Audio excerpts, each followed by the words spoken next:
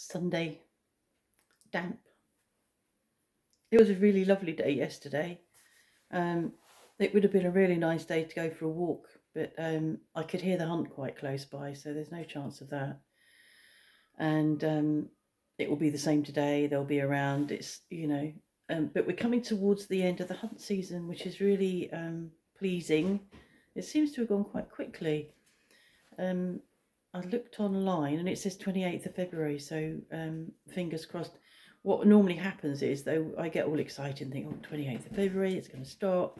And then you get a few days, where they're still at it. It sort of isn't the same in every department, and I haven't had a proper look yet to see what it is for our department, but it's coming to an end, and I'm really pleased about that.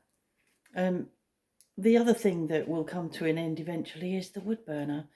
It's intriguing. At the beginning of the season, when we start burning wood, it's really nice and really enjoy having the fire, and it's comforting and it's cozy, and of course it is anyway. But as I was resurrecting the fire just now, I realized how labor intensive the whole process has been, and the dust and the dirt, and that it will be quite nice to come to the end of that, and not to have that alight 24/7. And as you saw yesterday, there was some very wet wood, and you could hear Mark's response to my observations, a sort of a complete lack of interest, which is quite common. And I think, oh, for fuck's sake. So I don't get into that now. I used to, go, well, why are you not interested? It's important. And now I just think, oh, okay, I'll deal with it another way, which is what I did. So whilst I was cooking the dinner yesterday, whilst the dauphinoise were in the oven, I went out and I took off the bash and I took off the really wet tarpaulin, stretched them out on the grass. That was fun because the tarpaulin, the wind, we were getting gusts of wind, so the tarpaulin was going way. I pinned them down in the corners, and that stayed out there. That dried, and we folded it up and put that away. It massive, absolutely massive. But it wasn't what I thought it was going to be when I bought it. But there's too bad. That's what we've got. But that's been put away, and we've just put the bash back on, which is really thick plastic, which just seems much more waterproof to me. I mean, it really is thick. There's nothing going to seep through. So we've put that, but we left the wood open for a bit, which was nice because it was such lovely weather. But now it's damp, so we needed to make sure we covered it again before we settled down last night. So that's what we did. So I go out and do stuff like that. So I think, okay, I was going to do this and I do that, and I went out and I found round the back of the wood stack that the wood round the back was much drier. So I unloaded the trolley in here of the really wet wood. It was unbelievably wet. It's going to take days for that to dry in here. And we just spend days nursing the fire if you don't have dry wood. So I unloaded the trolley, took it out, loaded it up with dry wood from round the back, and then Mark came out and we did stuff together then. So that's how I deal with that. So when I meet resistance like that, I just find another way round and think, well, okay, I'll do it myself. I'm watching the cockerel. That's the second time I've seen him run down the garden. I don't know what it's like he's running down because there's something going on. He runs like a girl because he's got those big feathered legs. His legs are like this. It's quite funny. Yeah, so that's how I deal with that. I'll go and get on with it, and then Mark will come and follow me and be a bit more helpful than he sounded yesterday.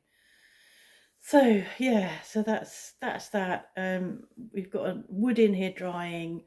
I filled up a trolley load of dry wood, and there's only 2 bits of that left. So, but I know where the dry wood is, so we'll go out later and fill up the trolley with another load of dry wood, which will then give this very wet wood a chance to dry, hopefully. But it will be really nice to see the end of the wood burner. Not the end of it, but have a break from the wood burner. But where are we? Mid-February. probably another month or two yet. But what we noticed a couple of weeks ago when it was mild was that we could let it go. So we would have one sort of burn a day and we wouldn't top it up, and we'd let it burn out because it radiates heat for quite a long time. So there will be days when we can begin to do that again, which is nicer. I watched. I found on YouTube. I'd been watching Landscape Artist of the Year, Sky Landscape Artist of the Year, which has been really enjoyable. I've been nearly motivated and inspired to get the last canvas out in the house and start painting, but I haven't quite got there yet. And I found yesterday Portrait Artist of the Year as well. And I also found the #1 ladies detective agency on YouTube as well, which I'm reading. I'm just going through the books now, which I've read before, but it's just such gentle reading. It's somebody called it Chocolate for the Soul. So yeah, and I wanted to remember, because I did see it on TV when it was first published, broadcast. So I wanted to be reminded of the accents and the names, and so I started watching that yesterday, and it was quite enjoyable. It's a little difficult because of the accents. It's a bit difficult to pick up all of the words, and I put the subtitles on, but that just made it really messy because the automated subtitles were not coping with that. So I turned them off, and I thought, well, I just want to get the flavour of it. I don't need to see it completely. Yeah, so I can hear Mark getting up. That always happens when I start vlogging. I start hearing him wandering about upstairs, and I start thinking, oh, he's going to come down in a minute and vlog. What's it called? Photo bomb. Walk behind me here. What am I doing we had a carby day yesterday. We had the dauphinoise, which are carby, and I'd made bread the day before, and we had eggs on toast last night. And I always forget that 2 slices of that bread is just too heavy for me, and it's too late by the time I've done it and I've eaten it. So I'm going to do falafel today for lunch, and then I think Mark can have the rest of the bread tonight. He manages to eat more than I am able to, and I think we've got some crackers. I think I'll just have crackers with Marmite on or something. But I really need to do the falafels because I've got parsley yet again that's beyond its best. There would be people that would throw it away and not use it, but that's not me. I'm not that people. I was watching something about sell-by dates a few days ago, and I was just astonished at how people look at a sell-by date and think, oh, or a use-by date and think, oh, can't use it now, and don't use their nose, don't use their eyes, don't look at the product and see whether it seems viable. And you know, when I was growing up, we didn't have sell-by dates. Sell-by dates are just make people buy more. And I saw online there was some sort of I don't know whether it was a supermarket, because supermarkets in many areas, I'm not sure if they do in England, but in France, supermarkets have to donate their going out of date stuff. They can't dump it. They have to donate it to Resto du Coeur or the food banks. And but I was looking at a British one yesterday, and amongst the goods that were being offered, I saw tissues. And I thought, no, it was French. It was French.